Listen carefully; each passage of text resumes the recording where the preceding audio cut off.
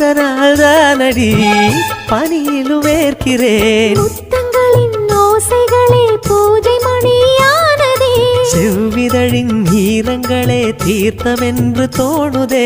கால நேரம் என்பது காதலில் இல்லையா? காமதேவன் கோயிலில் கடிகாரங்கள் தேவையா? சேலையில வீடு கட்டவா சேர்ந்து வசிக்க? ஜன்னல் வச்ச ஜாக்கெட் போடவா தென்றல் அடிக்க? முக்குத்தியின் மின்னல் ஒரு தீபமேற்றி வைத்து போக. சொக்குகின்ற வெட்கம் வந்து வண்ண கோலம் ஒன்று போட. என்னை நான் உன்னிடம் அள்ளி கொடுக்க